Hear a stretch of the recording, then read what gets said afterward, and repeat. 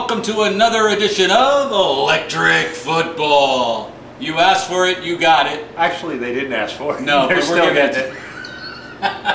But we make it anyway for your viewing pleasure or displeasure. I'm Stuart Pace. I'm Steve Brown. He is Steve Brown. I checked his license on the way in. I'm the one stepping on Stuart's lines. We're here. It's the lockout edition. This was a crazy summer for the NFL. And we're glad that there is an NFL, though I don't think anybody really doubted that they were going to get down to the games. I mean, a lot of money on the table, billions and billions of dollars, millionaires fighting billionaires. They're going to work it out because this is how they all get paid. But That's true. I don't know about y'all. I can't stand talking about, oh, he's got this contract, he's a free agent, blah, blah, blah, you know what I mean? I just want to talk about the players, who's going to be good, who's not going to be so good. Right. So Stuart's going to lead us off. All right. One thing I do want to say is I'm glad they worked on the NFL rookie salary because everybody signed and in camp. There's no holdouts. It's beautiful. That is a good thing. All right. We're going to lead off as we usually do with the AFC, and I'll start with the AFC East.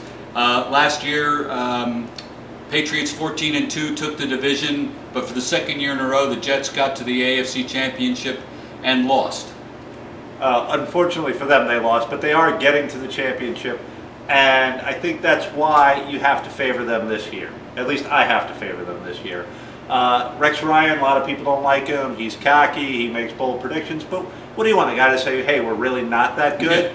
I believe this is Sanchez's third year, and third year is when quarterbacks tend to blossom. So I expect good things out of Mark Sanchez. Right. The difference, though, this year is the wide receivers are different. Crotchery's gone. Jericho Cotchery. He's got Plaxico Burress. Who knows what he's going to do after 2 years in jail for whatever reasons. And at least they re-signed Santonio Holmes, who is the most exciting player on that team, in my opinion. They do have the old Steelers receivers. I expect Lynn Swan and Stalwart to fill it out. I mean, when they play the Steelers, they have to look over and go like, Plaxico, Santonio, what are you doing over there? Both guys with checkered past. They do have Dustin Keller, who's a great, sort of underutilized tight end in my mind. A lot of people say that the problem for the Jets is going to be getting pressure on the quarterback, no defensive lineman that can win a one-on-one battle, Calvin Pace, but no real pure pass rushers. And they lost Jason Taylor back to Miami. Welcome back. That's where old people go to retire, isn't it? Honest to God. And we got him. My concern is they haven't won the division the last 2 years yet. They've gone to the AFC Championship. I don't expect them to win the division again. I still think the Patriots, they tweak it here and there. They got Albert Hainsworth and Ocho Cinco. Whether they make it to the final weekend before the actual season begins is not a guarantee. But Belichick knows how to get guys here and there and tweak them and put them in position to win. And I still like the Patriots to win the division, and the Jets one game behind them. I figured the other way around. I'll give you Tom Brady's one of the greatest quarterbacks, and I will give you Bill Belichick's one of the greatest coaches.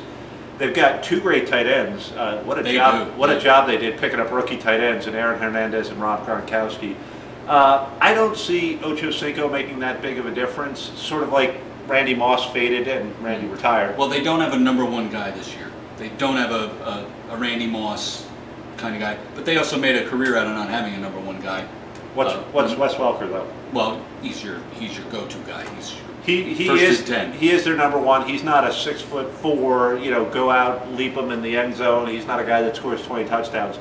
My concern with them is defense. I don't see any real true playmakers on their defense, and I just think that the team is not going to gel as well unless Hainsworth and Ocho Cinco all of a sudden become great citizens. And they haven't been in the past.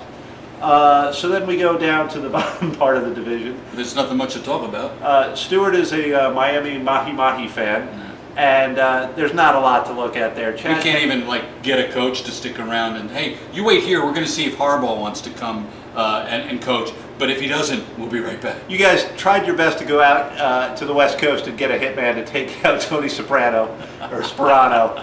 And you made it pretty clear to Chad Henne that he's not welcome. And let me tell you, he shouldn't be welcome. I watched that first preseason game.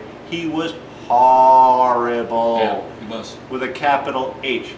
You did bring in Reggie Bush, but you said goodbye to Ricky Williams and Ronnie Brown. Yeah, well, they haven't done anything for 2 years, honestly. They weren't what they were. But that's a product of Tony Sperano, who came from the Cowboys as an offensive line coach, in 3 years has not put together an offensive line that can block for the running game, and it's pathetic, and I still can't believe he's a coach. And with that, Reggie Bush is not going to make a big difference because he's not going to be able to tote the rock 25, 30 times.